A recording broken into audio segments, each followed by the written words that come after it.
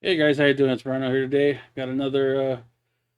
I'll usually do a stream, but unfortunately, my internet has not been very reliable here at work, so I'm not gonna be doing these as a stream anymore. Instead, I'll just do them as YouTube uploads. So I'm gonna report on, what basically just talk about the GTA update and whatever, whatever interesting these days. There's a lot going on in the wrestling community, and there's some things about gaming I want to talk about too. Not a lot this time, but for right now, let's just focus on the GTA stuff. So we got Tez, and he updated us a while ago. So today, what do we got? So last week we had a good week. We had the crates and the cars, and let's see what we get this week. Today, the podium vehicle is the RT3000. The prize ride is the MJF. Top three in pursuit races 5 days in a row, and the HSW Ride is the Arbiter GT. So for bonus weeks this week, 3 times money in RP on auto shop customer deliveries. That's not bad. That's usually the ones where the customer brings in their car. You have to do the modifications and then you deliver the car. So 3 times money in RP. That's not bad. Like I think you can make maybe you made like what? Maybe like 30,000, 40,000. Make triple that. That's gonna be like 90,000 now. So not bad. 2 times money in RP on stunt races. Trevor contact missions. Those aren't bad. I think the main mission, the best paid mission is Diamonds Are for Trevor. So that I think that pays you like 45,000 if you wait the full 15. Tuner contracts, that's pretty good. That's all the stuff with that you do in the auto shop. All those mini those mini heists, those mini contracts that you do that only takes 2 setups and then you do the mission. So the best one there is the one with the Union Depository, which I think pays 300. Now it's 600,000. So that would be pretty good. The other ones are good too, and they're a little difficult depending on if you're able to use the any special vehicles or not. Like on some missions, you go to your garage. Not on all of them, but you go to your garage and get a Toreador or a Mark II or whatever and use those. But mostly on other missions, you're relying on whatever the game gives you, which is the auto shop cars and a select number of weapons. But even so, I mean, it's decent money, and it breaks the monotony of doing Kyle Perico all the time, which is not bad. And then exotic exports is another one, and that's when you find that blue little dot in the map, and you'd have to deliver it to the docks, and that's I think that's 40,000 now per car. It usually pays 20,000, but now it's 40,000. There's another thing right here. 3 times rep on tuner activities. So I'm guessing you're gonna get 3 times rep on the tuner contracts, on the exotic exports, on the I don't know if you get RP on deliveries. I think you do. I think they added that. But also I'm guessing you're gonna get XP whenever you do any of the races from the LS car meet. Maybe even like when you go AFK on the car meet. Maybe doing what's it called when you're in the garage trying out cars and stuff like that. You'll get triple rep on that too. So you could like really. I'm guessing AFK is part of that too when you're in the LS meet because that is a tuner activity. So maybe that counts. You could like if you go AFK for a couple hours, you can make a lot of rep, and rep pays you money. I think once you get to level 250 on the rep, they pays you 50K per level. So that's not bad. Let's see what else we got. We got 50% off the LS Car Meet membership, which is only like it's only 25,000 you're saving. It's not a lot. 30% on auto shops plus a renovation. So if you have an auto shop, you want to move it, 30% off this week, and also renovations are 30% off if you want to change stuff around. 40% off the Calico GTF, the Comet S2, the Euros, and the Jester. I think all those are the auto shop cars. And then 30% off the Cypher, the Futo GTX, the Growler, Vectre, and the ZR350. So as for discounts, it's not that bad. I mean, it's not great, but it's not bad. Auto shop, like I said, if you want to move your auto shop, that's a good day, a good week to do it. But more than anything, the stuff that you really want to pay attention to this week is the bonuses. Like doing all the stuff for the auto shop, it's gonna pay good money this week, so it's worth doing. It's worth doing this stuff. And then Trevor contract missions, those are pretty fun. Like I said, Diamonds are for Trevor is I think the best paying one. I think there's another one too, but I'm forgetting the name right now. I'm blanking on the name. So actually, 2 good weeks in a row. It's not bad. I think the other week too wasn't too bad either. So we've been doing pretty well this week. I'm surprised, that they've been caring so much to give us decent weeks. So that's that. Last GTA. So maybe I don't know. I haven't really been motivated to stream. That's why I haven't. I keep pushing it back. I'm thinking of Friday though, because I'm off Thursday. I got stuff to do on Thursday, but Friday morning before I go to work, once I get a good night's sleep, maybe on Friday morning I could stream and maybe we'll do some auto shops and stuff. So maybe I'll do that. Um, All right, so let's move on. Let's move on from GTA. Let's talk about this guy right here, Vincent Kennedy McMahon. All the trouble he's gotten into this last week. As you know, he had to step down as the CEO of WWE because he's involved in a scandal. Let me have the news story feed you what that scandal is. This morning, Vince McMahon, the CEO who transformed pro wrestling into a global powerhouse, now faces a hush money scandal. Somebody call my mama. I am the boss. The World Wrestling Damn, Entertainment's he's board over of the top. directors is reportedly investigating a $3 million payment from McMahon to a former employee to keep their alleged affair quiet. According to the Wall Street Journal, the separation agreement prevents the 41-year-old former staffer from discussing her relationship with McMahon. A WWE spokesperson says the relationship was consensual. The board's investigation also reportedly uncovered non-disclosure agreements from other former employees, some of whom allege misconduct against McMahon and another executive. McMahon is married to Linda McMahon, who ran for the U.S. Senate and served in the Trump administration. I approve this. All right, so that goes into Linda and the stuff that he's gone before. So just to add context to the story, because they didn't say everything. First of all, the other associate that the news was talking about, that's John Laurinaitis. He's the head of talent relations. He's more famous, like he's famous for being Johnny Ace. He used to be like the GM of Raw and SmackDown during I think the Ruthless Aggression era, or maybe a little after that. So he was the guy who came out in the scooter with people power and stuff like that. If you remember that storyline, so he was currently talent relations. Apparently, the thing that involves him is that when Vince McMahon and this 41-year-old paralegal, uh, when he got tired of her, he moved her on to John. And the way that it's phrased in the email that broke this whole thing, that leaked this whole thing to the board, is that they passed her around like a toy.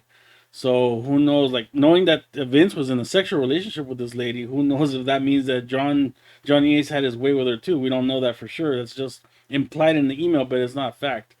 But John Laurinaitis was involved, and he is currently like I don't want to say he's fired, but he's not in his position. He's in administrative leave. That's what it is. He's on an administrative leave, and right now Bruce Pritchard is the one that's in charge of talent relations in his place. So I figured as soon as I heard that Johnny was involved, I knew he was gonna be a fall guy. He is eventually gonna get fired. He's not gonna hang around this company longer. Vince McMahon hires these people. He has them around for a while. If anything goes south, he is ready to fire them just to save his own ass. So I'm not surprised if Johnny Ace eventually gets fired from the company once more things come out. And as you heard, it's not just this. There's one main scandal, which is the lady who got paid hush money. The thing that's gonna break that might break Vince is not the hush money payment. It's not the non-disclosure agreement, which I don't know how she didn't break it by telling her friend. She's not gonna be cleaning this either, because the way it went out, the lady told her friend, and her friend sent the email to the board, blowing the whistle on this non-disclosure agreement. I don't see how she doesn't get in trouble either. She's gonna have to return that money that she got paid, because I would think that's a breach of the non-disclosure agreement. But it's also discovered not only is this one disclosure agreement, there's a bunch of non-disclosure agreements other than the ladies. So Vince has been a naughty boy these last couple of years. Who knows how many of these were done and how many of them were inappropriate? We don't even know the situations of why they had to sign non-disclosure agreements. Like this lady says it's consensual, but who knows what the other ones are? If they were consensual, if they weren't consensual, if there was a problem, if they had to leave because they felt uncomfortable with Vince's advances or anybody else's advances in the company. It's not known at this time. That's what the investigation is going to be all about.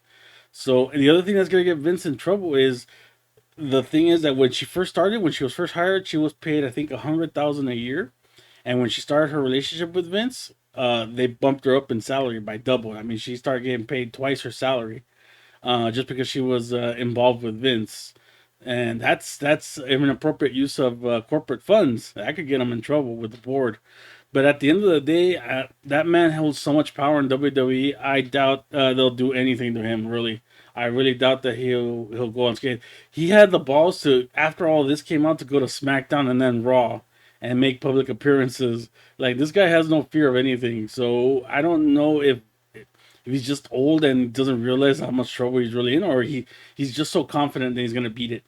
And I think it's the latter. I don't think much is gonna happen. I think that man's gonna be in WWE till he dies. That's the way it's probably just gonna be. So that's the thing right now with him. And like it's developing. Like there's a lot there that's going to be investigated, a lot that's going to come out, and it really just depends on what are the other non-disclosure agreements are about. If they're discovered that he did more inappropriate things and he used corporate funds to, shoo these people away, or did stuff while he was in power, or knew about stuff that was in power and just let it slide by just paying these women off, that could get him in trouble too. So, but he's acting like this is nothing. But then again, like we don't know. Like we'll find out when the investigation is done. We'll find out what he's done. He's never been a good person, Vince McMahon. I've known this for years now. He's done some very shady shit in his day. Like ever since he owned the company, the way he was so cutthroat and ruthless with other companies back in the day when he first started WWF at the time, and just up until now, he's just been so ruthless in his business dealings. I mean, it's made him a lot of money, but it's also garnered, it also has to hit him morally. He's had to have done some things that aren't morally appropriate, and we're gonna hear about these, I bet, pretty soon. So that's the Vince McMahon story. Let me see what else. To stick around with the WWE story, the other one is this lady right here, Sasha. Now, they had reported earlier that she was gone from the company, but as you can see, this is WWE's official site. Usually, when people get cut from the company, when they're let go, they're no longer on the main roster page. They're no longer featured in the WWE's roster. But here she is still, which makes me think she's not gone. And most people are saying now that she's not gone yet. That she has lawyers negotiating for her release, and that more than likely, she's gonna be released pretty soon. I think the thing that's holding everything up is like her contract, like how long is she gonna be having to wait till she was able to sign with somebody else? And I think if I'm her, I'd fight for that name. I try to own Sasha Banks again because that's not her real name. She's not Sasha Banks. I think it's Mercedes something or other. I don't remember her last name, but it's not Sasha. Her real name is Mercedes. So I'm thinking that the holdup with her release is that she's probably negotiating a way to buy that name, because if she could keep her Sasha Banks name, that'll help her immensely wherever she goes. Because if she doesn't get that name, she's gonna have to start. Like if she goes to AEW, for example, if that happens, she won't be able to use the Sasha Banks name. She won't be able to call herself the boss. She's gonna have to start all over with a new character, with a new personality. Maybe just keep the same person, but with a new name. She's gonna have to put over a new name for herself. It might be her own name. It might be another name she comes up with. Who knows? But I think the main issue with her right now is like how long she's gonna be having to sit out for her contract, and if she could keep her name. Which, if I was her, I'd try to keep that name because that's a very bankable name, Sasha Banks, of course. That's a very good name to have, so it's worth keeping. So I would have her lawyers negotiate and see if she could keep her name. So I think that's why you've been hearing things about, oh, she's been released, oh, she hasn't been released. It's been all over the place because I think there's a lot of negotiation going on right now. She's gonna be gone. She's not coming back to WWE. No way. Not after all this has happened. She's gonna be gone, and she's probably gonna go somewhere else. More likely AEW. Tony Khan would be an idiot not to sign her. But there's gonna be some baggage for him. I mean, he's gonna have to cater to her if he wants to keep her, because she's a handful. Like from what all the reports have said, like she wants things done her way, and as you've seen, she's very vocal when she doesn't get things her way. So if Tony Khan signs her to AEW, he better be prepared to handle Sasha Banks or Mercedes or whatever name she decides to go up on. So that's the thing on Sasha Banks' front, which I feel like seeing here Naomi in that little video right here. Poor Naomi, because she was in the middle of this. She was just sticking up with her tag team partner at the time, but now it's like she's just like twisting in the wind. She had everything set for her to be featured with Bianca Belair for the women's title on Raw, and now that's gone. And if she even decides to come back, maybe she might get a position because she knows she's married to an Uso, and the Usos are with Roman. Roman has a lot of clout in WWE, so maybe she won't be that affected when she comes back. She will come back. I think Naomi will. I don't think she's gonna get released. Like I said, her husband's there, her family's there. Roman will probably back her up, so I think that she'll be back. But it'll take her a while again to build herself up again, which is sad because she's a very talented lady, and she deserved that match with Bianca Belair. Even if she wasn't gonna win the match, she deserved the spotlight for at least a month or two, whatever that program was gonna last. It's too bad that she's not gonna. She got to build herself up yet again. But that's those are the breaks. Unfortunately, when you risk it, either you win or you lose. I think Sasha will come out good at the end. It's just gonna take a while because those negotiations are not gonna be fast. Especially right now, Vince has other things on his mind, so he's not gonna make that a priority.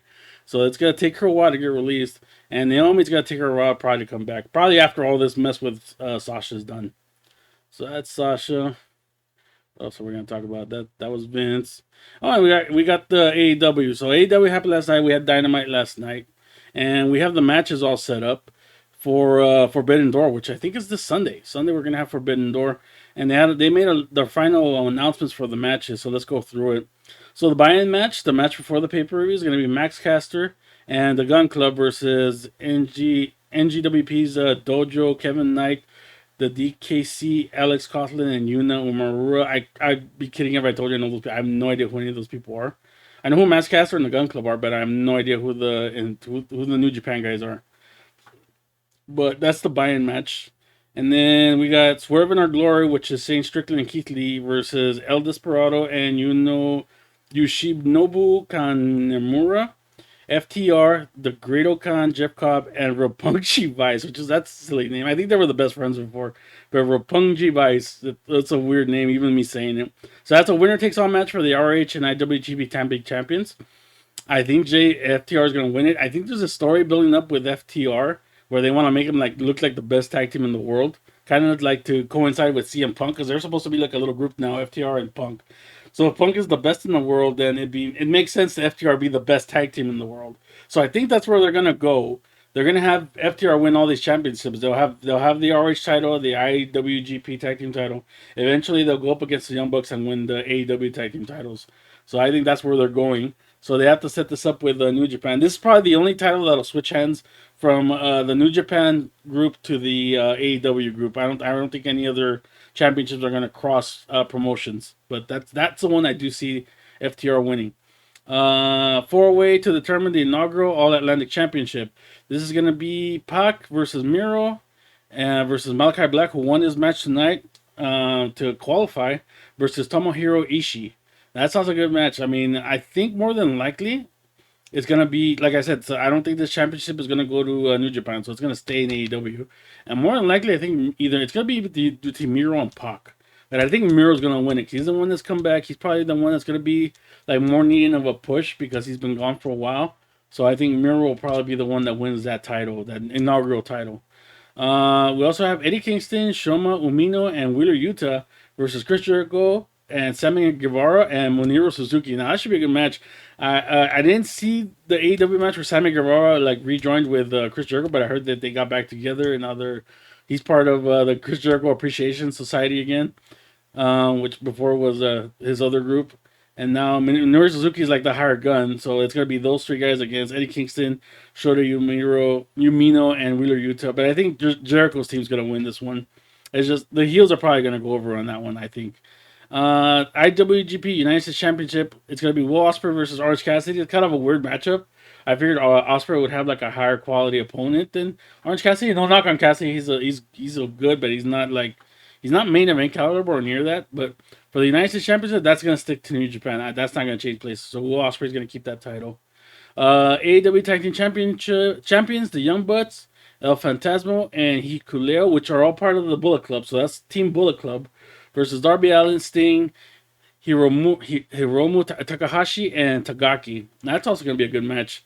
Any match with Darby Allin these days has been very good, and the Young Bucks, so I think that's going to be a very high-flyer match. Probably the Young Bucks will win it, though. This one, Bryan Danielson. That's the thing. Bryan Danielson was on AEW Dynamite tonight to say he's going to be out longer. He's not going to be at Forbidden Door, and he's not going to be at Blood and Guts. So that's unfortunate because we already had CM Punk getting hurt, and he's not going to take part in this pay-per-view. And now Bryan Danielson's hurt as well, so that sucks. But they're saying he's going to have a hand-picked opponent to face Zack Sabre Jr. And there's speculation right now of who that opponent is, because it more than likely the way they're hyping it up, it's going to be somebody coming in new. So who's on the free agent market right now that's not signed anywhere right now? There's two people. It's Johnny Gargano and Cesaro. Right now they're not in any promotions right now. This would be a good time for either one of them to show up and take Bryan Danielson's place. More than likely, I think it'd be Cesaro. I think he's the one that would have the more of the chops. I mean, I like Johnny Gargano, but I think he's gonna stick to WWE because his wife is there. I don't know if she got released, but her wife is in WWE. I think she did though, but I think he has more ties to WWE. Cesaro got released; he's not coming back. So I think more than likely Cesaro might take Bryan Danielson's spot, both in this match with Zack Sabre Jr. and in the Blood and Guts match. And if he doesn't, I think it's Cesaro who will go over Jack Sabre. AEW Women's World Championship. It's gonna be Thunder Rosa versus Toni Storm. That's gonna be a good match. I always liked Toni Storm. She was always good in WWE. I hated that they downplayed her with Charlotte Flair before she left by doing that stupid pie gimmick. But she's redeemed herself in AEW, so she's doing well so far. But I don't think Thunder Rosa is gonna lose that title yet. I think it's gonna be a good match though. But I don't think Thunder Rosa is gonna lose that title yet. So I think Thunder Rosa is gonna go over. The IWGP World Heavyweight Championship. Jay White versus Adam Cole versus Hangman Page, and just announced tonight on Dynamite, it's going to be Okada. So it's going to be a four-way for the World Heavyweight Championship for New Japan. It's going to be either White or Okada. I mean, Adam Cole and Hangman will put up a good fight, but they're not going to win. One of them is probably going to eat the pin. And I'm probably sure that Jay White just won it, so I'm pretty sure he's going to keep the title. I don't think Okada's going to get that title back right away. So I think Jay White will pull a fast one on Cole or Hangman and pin one of them. And so he'll retain the championship. And as for the interim AEW World Heavyweight Championship, the one that's up in the air because CM Punk's hurt, it's going to be Tanahashi versus Jon Moxley. And again, this is not changing places. There's a reason why they're having an interim World Heavyweight Championship, because they need a champion to appear on TV. So that would not make sense for Tanahashi to win that title and take it to New Japan, and we still don't have a champion. So I think that Moxley's probably going to win it, hold on to the title, keep it warm until Punk comes back. And then Punk will probably beat him, and he'll be world champion again. And then he and FTR could start saying that they're the world's greatest stable or something like that. I think that's the story that they're going to go with. It looks like a good card. It looks very interesting. I can't wait to see it. It should be interesting to watch all these New Japan guys. Getting to see these people wrestle. I've seen Okada. I've seen Tanahashi. I haven't seen any of these other guys, so it's going to be interesting. Well, Suzuki I have seen as well. He's crazy. But it'd be nice to see all these other guys. Get to know that roster on the other side. I really wish they would do more with the New Japan side. I know they've had like stuff when they first, like when AEW first developed, like they lost a lot of New Japan lost a lot of talent when they signed. You know, they had Omega, the Young Bucks, all those guys that came over. So there was some animosity between New Japan and AEW. But I think they're starting to cool off, and now they're working together. Hopefully, we'll start seeing more talent come in, and we could see more of the New Japan talent come in and make a name for themselves in the U.S. by wrestling people in AEW, which I think Forbidden Door is an excellent pay-per-view for them. It'll be the first of many, hopefully. And the other one thing I wanted to share is just Christian Cage promo, because he had his promo out on Dynamite about when he turned on Jungle Boy and Luchasaurus. I think his promo was pretty brutal. I mean, Christian's always been an awesome heel, but I think he went above and beyond in this promo. I'm gonna play it. I'm gonna play the promo. It's gonna be a little cut the way they cut it, but you'll get the gist of what the promo is.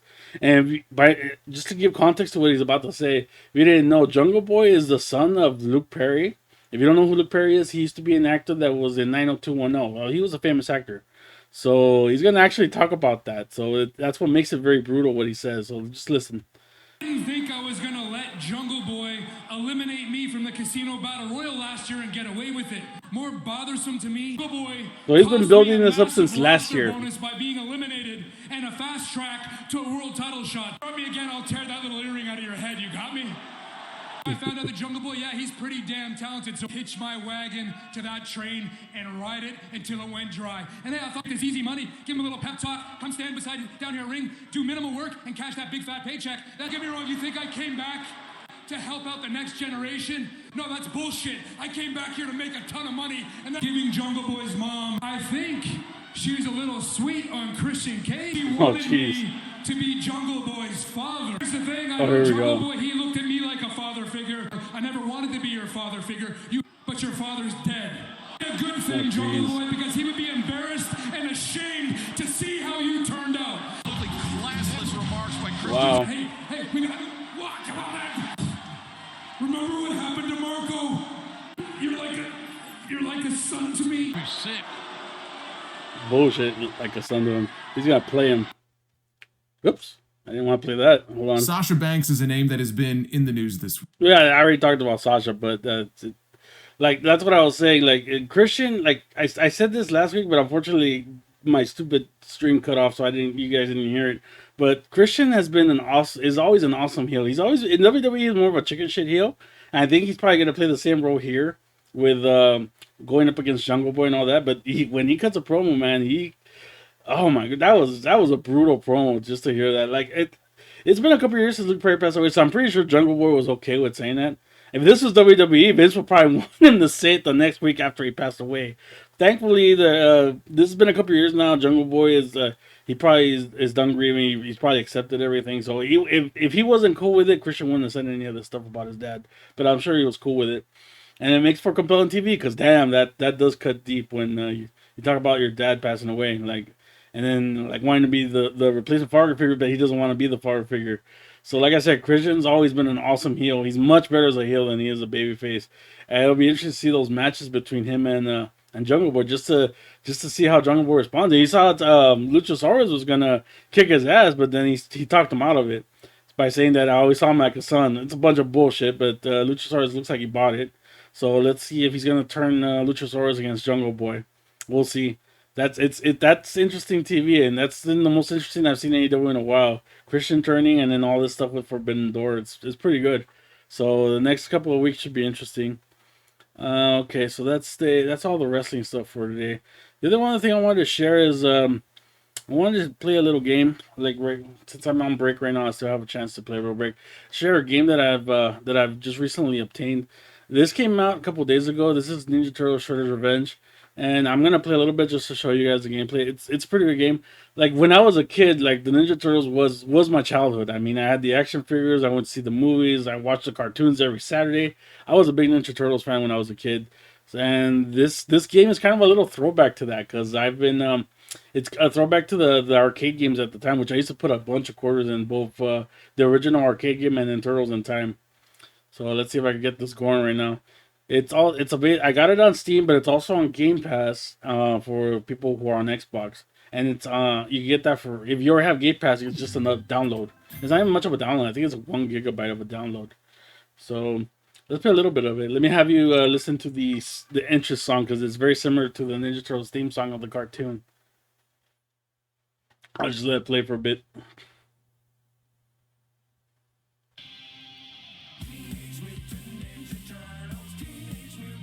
Damn, that's so nostalgic.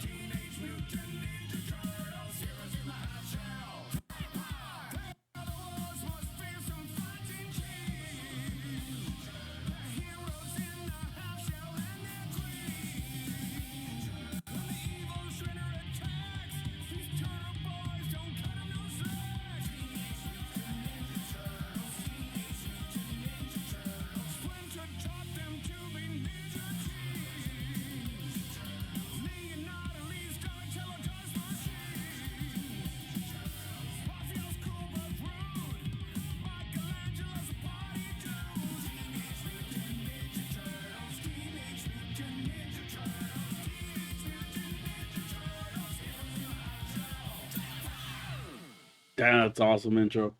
It's just like I heard this every Saturday, so it's just a nostalgia trip for me to hear that song again.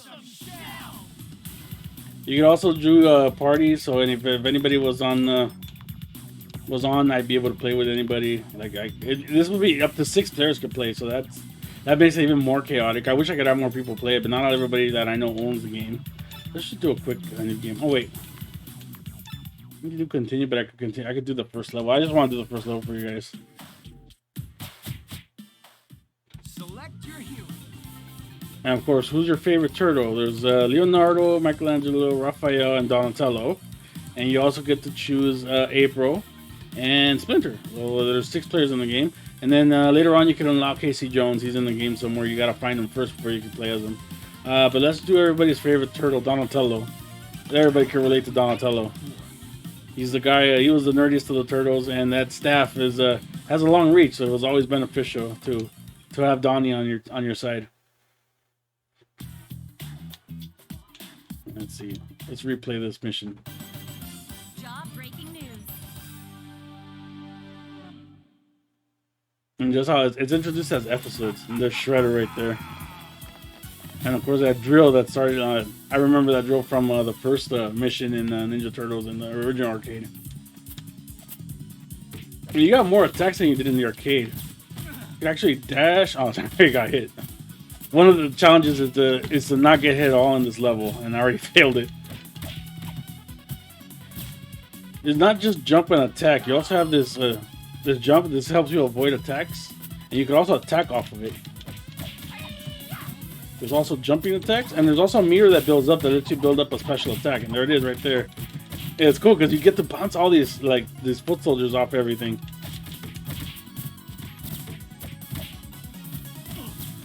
Ah, damn it. There's Bebop. He's got Fern.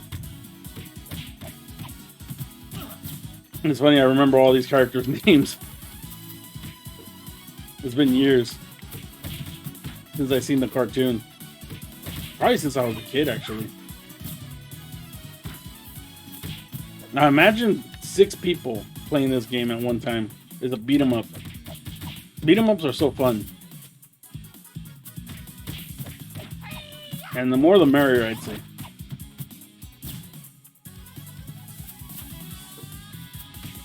Oh, I did that wrong. I wanted to try to disarm him, but it didn't happen.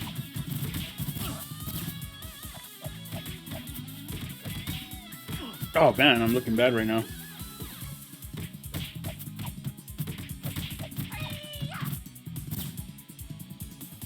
It always happens when I'm playing by myself. I'm good, but then when I'm recording or when I'm streaming, I look bad.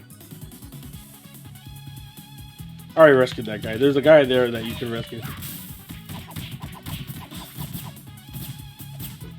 I gotta pay attention to that meter. Every time that meter's full, I can do that attack. So it's usually best just to do the attack. You get a pizza pretty soon because I'm low on health.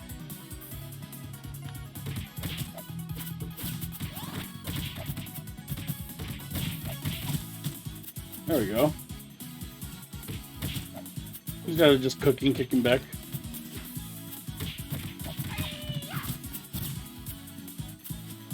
Not that way. There we go. Come on. Oh, there it is. Get that pizza. There we go.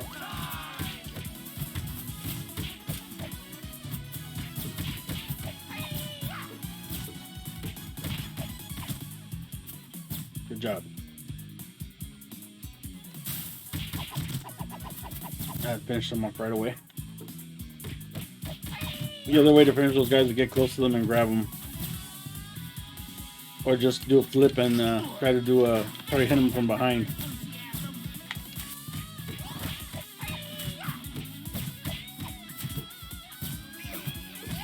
You can also throw them on the screen. Let me try one. Let me try doing that. Let me try to get this one of these days.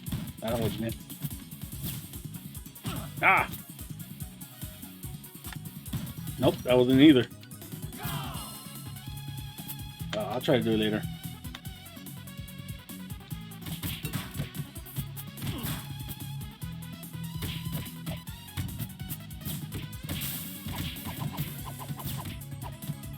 That's so cool how they just bounce off. They also rush too.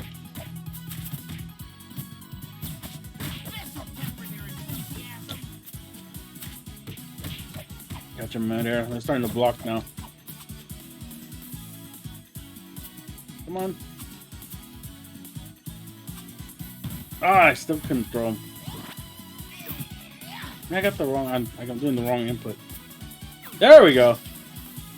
So it's down. I kept doing up. It's down. What the hell? Come on, Donnie.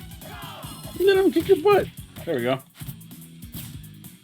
Okay, more pizza.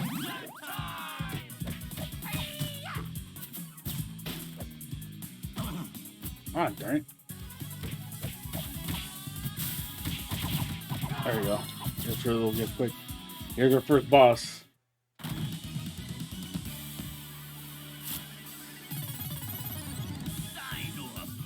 Bad news, boar. Avoid the gun. Ah! Avoid the punch. Avoid the charge. Ah! I didn't do it fast enough. Alexa, dismiss. Forgot an alarm on.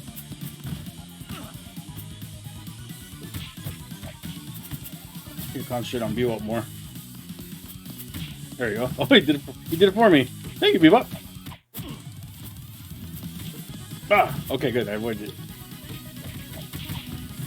Oh.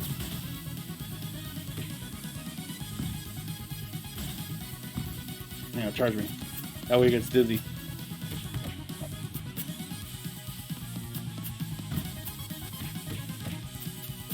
Avoid that attack. Ah! I don't know how he got me there.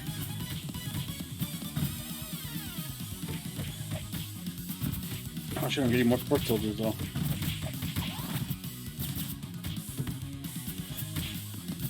Ooh, good job.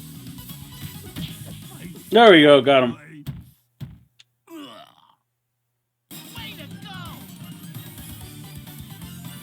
Ah, I powered up too, good. I didn't even use my special attack on him at all.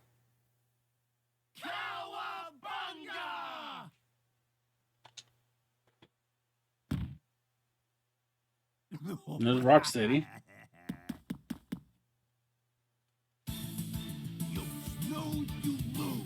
I think they're slowly gonna build Crank's body up. Like they got the head, and I think later on we're chasing the body and the arms and the legs. So I think that's the whole premise. Crank's got something going on, and that he needs his body. So that's the game. It has like 16 episodes, and the game is all like that. And like I said, it'd be much better like if I had more people to play with. It'd be awesome. I'm sure I could party up to 5 players, but it'd be more fun if I had friends to play with this game with. I think it's a good game. So how do we get out of it? Yes, I want to leave the world map. Select your hero. No, I don't want to select heroes. So give this game a shot if anybody is interested in it. Oh, here you go. Alright, so that's all I have for today, guys. I just wanted to share that with you. That's what I got for gaming today. Like GTA, there's a good week this week. I'm planning to stream on Friday. Like I'll probably do these videos like this where I'll make a video for YouTube instead of streaming it. Just because I have no reliable internet here. I don't want the same thing to happen as last time where I'm doing a stream and it cuts off and I'm pissed off about it. So I think I'll leave the streaming for when I'm at home, and I'll just do like stuff that I want to talk about just to hear it work. Call it my break video or something like that. I'll give it a name or something. So thanks guys for watching. Take care. Have a good one. And I'll see you next time. Have a good one.